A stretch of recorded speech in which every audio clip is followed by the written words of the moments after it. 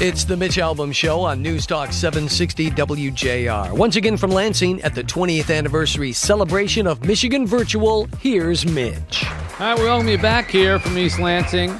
Hey, before we start the segment, I want to remind people that tonight is a showing of Michael Bolton's film about Detroit. It's at the Redford Theater. I think Rosie and I are going to get there by the time the thing is halfway through. We're going to shoot down there from East Lansing. But it's also showing all over Michigan, including in the Detroit area at the Maple Theater, at the Imagine, at the AMC Forum. So run out and go check it out. It's a really good film about Detroit.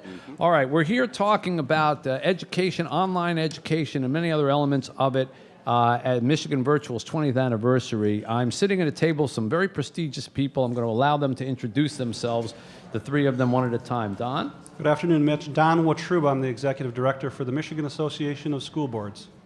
I'm Tina Kerr. I'm the Deputy Executive Director of the Michigan Association of Superintendents and Administrators. Hi, I'm Amy McCaw, Principal at Sunset Lake Elementary with Vicksburg Community Schools. I'm here representing MEMSPA. None of that, by the way, fits on a business card. None of you. None of you. Okay, let's talk first about where we are in education in this state. It's not particularly good news when you talk about where Michigan ranks relative to the rest of the country. Where is that and why is that? Any of your opinions? Well, first of all, I would like to express that one of the things that Michigan's done is the new Top 10 and 10. That's how we're going to work together to improve that ranking and improve, obviously, education across the state. What does Top 10 and 10 mean? Top 10 and 10 was created from MDE and with partnerships from all the associations, locals. I mean, it's been a big collaborative, and we've really set some high standards and criteria that we want to meet by being the top 10 state in the next 10 years. Okay. And how far are we from that right now, Amy? We have some work to do. How far are we from that right now, Amy? Well, we're 2 years into this, but what I love that has been a change and the things that are going in the right direction is instead of just talking about the mandates and making it all about compliance, the Top 10 and 10 is trying to make sure that we're looking at creative thinking. We're trying to make sure that we're getting to evidence-based practices, and we're looking at the situations that, such as literacy, poverty, the social-emotional things that are hitting our schools. And with the Top 10 and 10 lead, I think we're heading in the right direction to move us from the bottom to near the top 10. What's the difficulty in changing how things work in education? Is there sort of a systemic memory that it takes a long, like moving an ocean liner when you want to sort of change an approach in education? I mean, everybody has taken part in education. Everybody said, I graduated from high school, and they think they know how education works.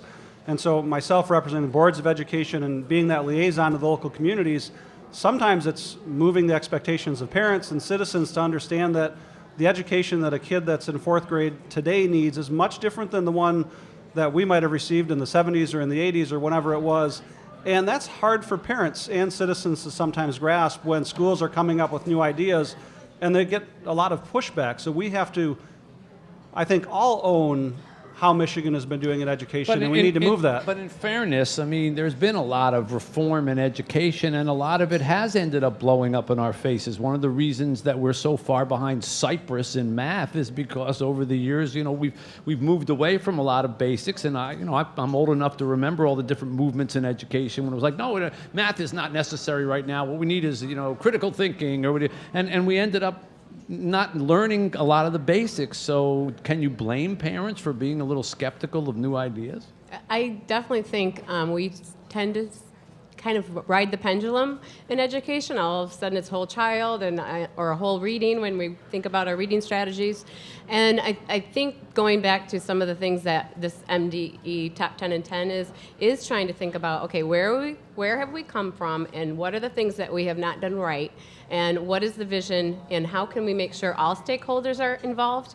That's another piece I think is different than the past things that we've done in our state, is that this is bringing all the stakeholders. We have to bring our families involved. We have to have our state legislators involved in this. We have to have the people on the, such as the Michigan Virtual with online practices.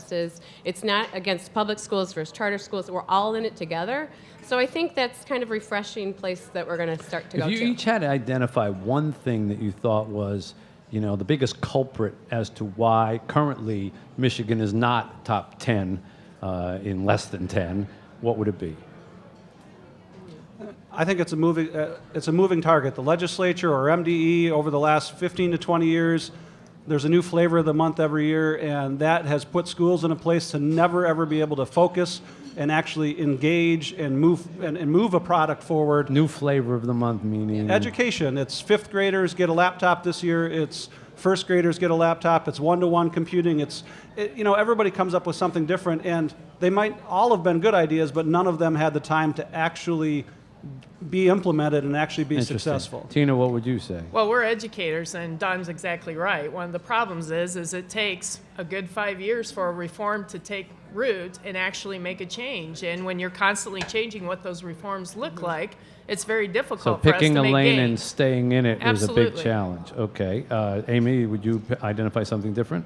No, I think that's right. I mean, I love to see a long-term vision and for us to all stay the same path.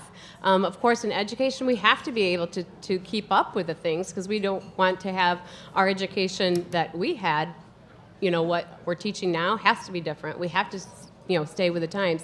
But keeping a target one place, keeping us all together, united with the same vision, definitely, I think, is a way to go, and that's Who where could do that? Is there one person who has that kind of authority in the state who could see that through? I think it's collective, and that's part of why I think the Top 10 and 10 initiative is going to be so powerful, because we really have, as a collective community of educators, come together and said, enough is enough. We agree. Our children need the benefit of a high-quality education, and we need to do it. And the next issue that I do think is an issue that Don could speak more to is the funding piece of it. Let's put our money behind education, behind our kids, and let's make a difference. How much of it is weighed down by the fact that Michigan is a pretty diverse place? I mean, you talk about a state, but you have Southeast Michigan and Detroit, and the issues that exist in Detroit, the largest population center, are not the same as the issues that exist in Alma or halfway across way up north or in Grand Rapids, and yet you're trying to do a statewide thing. How much of a challenge is that? I think the commonality there, though, is, poverty affects every district and every kid, and we really need to look at moving not to necessarily more money, but a system that recognizes that each kid has different needs walking into the school, and that we fund it based on that, not based on a zip code that they live in, but what are the needs of that kid and making sure they get the resources so that everybody can move up. Otherwise, right now our system is very standardized in its distribution, and it doesn't really serve the needs of the kids. All right, Amy, Tina, Don, we need to take a break. We'll come back with more at 760 WJR. Look at the traffic, and then we'll continue.